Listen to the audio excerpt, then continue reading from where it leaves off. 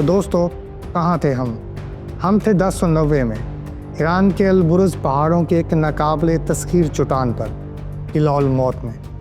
حسن بن صبا جو اب سیدنا یعنی آقا یا پیر کوہستان کہلانے لگا تھا، اس نے بغیر خون بہائے اس قلعے پر قبضہ کر لیا تھا۔ اس کے پاس ایک محفوظ ٹھکانہ تھا اور چند ہزار ایسے جانثار فدائی تھے جو اس کے ایک اشارے پر جان دینے کو تیار تھے۔ لیکن اس کے چاروں طرف عظیم سلجوقی سلطنت کی بے پناہ فوجی طاقت تھی۔ حسن جانتا تھا کہ کھلے میدان میں جنگ خودکشی ہوگی، تو پھر جب آپ ایک چھوٹی سی طاقت ہوں اور آپ کا دشمن ایک دیو جیسا ہو تو آپ کیسے لڑتے ہیں؟ حسن بن صبا نے ایک نئی قسم کی جنگ ایجاد کی، ایک ایسا ہتھیار جو فوجوں پر نہیں بلکہ بادشاہوں، وزیروں اور جرنیلوں کے دلوں پر وار کرتا تھا۔ یہ نفسیاتی جنگ اور ٹارگٹ کلنگ یعنی سیاسی قتل کا آغاز تھا۔ تو حسن اپنے فدائیوں کو موت سے بے خوف کیسے بناتا تھا؟ ان افسانوی جنت کے باغوں اور حشیش کے نشے میں کہانیوں کے پیچھے کیا حقیقت ہے، اور کیسے حشاشین یعنی اسیسنز کا پہلا خنجر سلجوقی سلطنت کے سب سے طاقتور شخص یعنی اس کے وزیر اعظم نظام الملک طوسی کے دل تک پہنچا۔ میں ہوں محمد ہارون، اور سیریز حشاشین یعنی اسیسنز کی دوسری قسط میں ہم اسی خوفناک اور پراسرار داستان سے پردہ اٹھائیں گے۔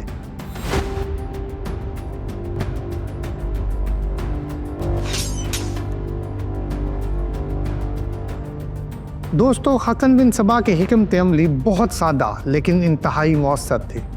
اس کا فلسفہ تھا دشمن کے ہزاروں سپاہیوں کو مارنے کے لیے اپنے سینکڑوں جانثاروں کو کیوں مروایا جائے، جبکہ صرف ایک شخص کو قتل کر کے اس سے کہیں زیادہ یا اس سے کہیں بڑا سیاسی اثر ڈالا جا سکتا ہو۔ یہ تاریخ کی پہلی غیر متناسب جنگ یعنی ایس سیمیٹرک وارفیئر کی مثالوں میں سے ایک تھی۔ اس کا مقصد اندھا دھند دہشت پھیلانا نہیں تھا، اس کے نشانے بہت احتیاط سے چنے گئے تھے۔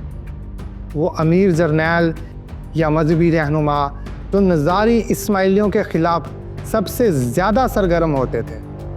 مقصد یہ تھا کہ دشمن کی قیادت میں اتنا خوف اور عدم استحکام پیدا کر دیا جائے تو وہ آپس میں ہی لڑنا شروع کر دیں اور الموت کی طرف سے توجہ ہٹا لیں۔ ہر قتل ایک سیاسی پیغام ہوتا تھا، ایک خط ہوتا تھا جو خون سے لکھا جاتا تھا۔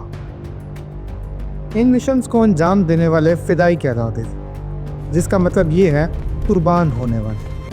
یہ کرائے کے قاتل نہیں تھے جو پیسے کے لیے مارتے ہوں، یہ گہرے مذہبی عقیدے کے حامل نوجوان تھے جنہیں یقین تھا کہ وہ اپنے آقا حسن بن صبا کے حکم پر جان دے کر وہ شہادت کا درجہ پائیں گے اور انہیں جنت نصیب ہوگی۔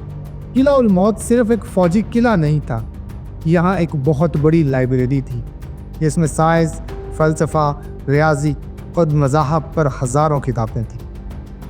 حسن بن صبا نے اسے علم و تربیت کا ایک عظیم مرکز بنا دیا تھا۔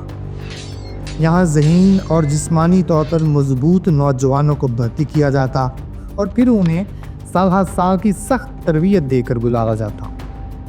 انہیں فارسی، عربی اور ترکی جیسی زبانیں سکھائی جاتی، انہیں مختلف ثقافتوں اور ان علاقوں کی سیاسی صورتحال کا بھی ماہر بنایا جاتا جہاں انہیں بھیجنا مقصود ہوتا تھا۔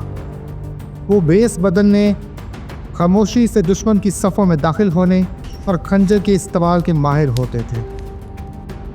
نفسیاتی تربیت ان کی زندگی کا سب سے اہم حصہ ہوتا تھا۔ انہیں اپنے آقا کی مکمل اور غیر مشروط اطاعت کا سبق دیا جاتا تھا۔ ان کی اپنی زندگی کی کوئی اہمیت نہیں ہوتی تھی، مشن ہی ان کے لیے سب کچھ تھا۔ انہیں مشن کے بعد فرار ہونے نہیں بلکہ پکڑے جانے یا مارے جانے کی تربیت دی جاتی تھی۔ ایک فدائی کسی بھیڑ بڑی مسجد یا دربار میں اپنے ٹارگٹ کو مارنے کے بعد فرار ہونے کی کوشش نہیں کرتا تھا، وہ وہیں کھڑا رہتا تھا۔ اس سے حشاشین یعنی اسیسنز کی دہشت اور ان کے جنون کی دھاک بیٹھ جاتی تھی۔ ان کی عوامی پھانسی ان کے پروپیگنڈے کا ایک حصہ تھی۔ دوستو، حشاشیت کے بارے میں سب سے مشہور کہانی ان کے جنت کے باغوں کی ہے۔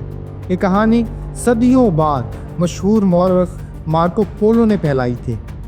اس کہانی کے مطابق حسن بن صبا نوجوان لڑکوں کو حشیش پلا کر بے ہوش کر دیتا تھا، پھر انہیں قلعہ الموت میں بنے ایک خفیہ خوبصورت باغ میں لے جایا جاتا، جہاں خوبصورت عورتیں ہوتی تھیں، دودھ اور شہد کی نہریں بہتی تھیں اور ہر قسم کی عیش و عشرت کا سامان موجود تھا۔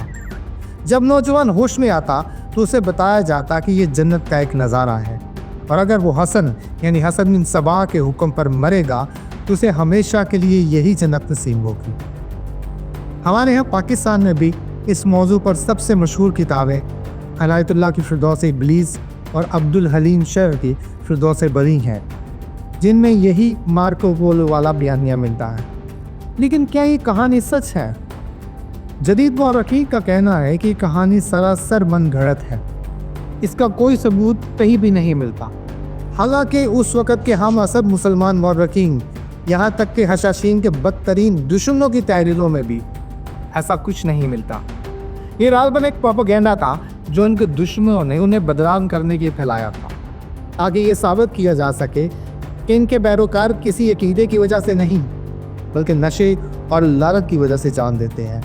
لفظ حشاشین بھی ان کے دشمنوں کی طرف سے ہی دیا گیا ایک توہین آمیز نام تھا، جس کا مطلب تھا حشیش پینے والے یا بھنگ پینے والے۔ انہوں نے خود کبھی اپنے لیے یہ لفظ استعمال نہیں کیا۔ ان کی طاقت نشہ نہیں بلکہ ان کا پختہ مذہبی عقیدہ تھا جو اپنے امام اور اس کے نمائندے حسن بن صبا سے غیر متزلزل طور پر رکھتے تھے۔ اب حسن بن صبا اپنی نئی جنگ شروع کرنے کے لیے تیار تھا۔ اس کے پہلے نشانے پر وہ شخص تھا جو اس وقت اسلامی دنیا کا سب سے طاقتور، سب سے ذہین اور سب سے بااثر انسان سمجھا جاتا تھا، نظام الملک توسی۔ نظام الملک کوئی عام وزیر نہیں تھا، وہ کئی دہائیوں تک عظیم سلجوقی سلطنت کا وزیر اعظم رہا تھا۔ وہ سلجوقی سیاست کا ماماد تھا، وہ اسماعیلیوں کا سخت ترین دشمن تھا۔ اس نے ان کے خلاف کتابیں لکھی تھیں، انہیں اسلام کے جسم کا ایک کینسر سمجھتا تھا۔ حسن بن صبا جانتا تھا کہ اگر اس نے نظام الملک کو گرا دیا تو پوری سلجوقی عمارت لرز جائے گی۔ 1012 میں 1092 میں حسن نے اپنا پہلا فدائی مشن روانہ کیا۔ اس کا نام تھا بوتاہ ایرانی۔ بوتاہ نے ایک صوفی درویش کا بھیس بدلا اور نظام الملک کے قافلے میں شامل ہو گیا۔ وہ اس وقت اصفہان سے بغداد جا رہا تھا۔ ایک شام جب رمضان کے مہینے میں نظام الملک افطار کے بعد اپنی پالکی میں بیٹھ کر حرم کی طرف جا رہا تھا تو بوتاہ ایک درخواست گزار بن کر آگے بڑھتا ہے۔ جیسے ہی وزیر اس کی درخواست سننے کے لیے پالکی سے باہر جھکا، بوتاہ نے اپنے کپڑوں میں چھپایا ہوا خنجر نکالا اور سیدھا نظام الملک توسی کے دل میں پیوست کر دیا۔ نظام الملک کے محافظوں نے بوتاہ کو فوراً ہی قتل کر دیا، لیکن اس کا مشن کامیاب ہو چکا تھا۔ اس خبر نے پوری سلجوقی سلطنت میں ایک زلزلہ برپا کر دیا۔ یہ ایک ناقابل تصور بات تھی کہ سلطنت کا سب سے طاقتور شخص اپنی پوری فوج اور محافظوں کے بیچ ایک تنہا شخص کے خنجر سے مارا گیا۔ پیغام واضح تھا، الموت کی پہنچ سے کوئی محفوظ نہیں۔ حشاشین کا افسانہ شروع ہو چکا تھا۔ ستم ظریفی دیکھیے، نظام الملک کے قتل کے صرف ایک مہینے بعد سلجوقی سلطان ملک شاہ کا بھی پورے سار حالات میں انتقال ہو جاتا ہے۔ اب سلطنت کے دو سب سے طاقتور ستون گر چکے تھے۔